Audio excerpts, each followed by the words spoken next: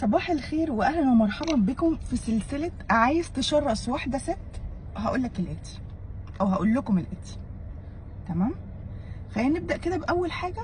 حاليا عشان هي دي سلسله طويله جدا، وتشرس واحده ست يعني تاخد واحده كيوت قطقوطه بطبوطه يعني في قمه الهدوء والروقان، وتحولها لكائن شرس. يعني انا مش عارفه بصراحه، يعني انا شخصيا بتكلم عن تجربتي، تحولت.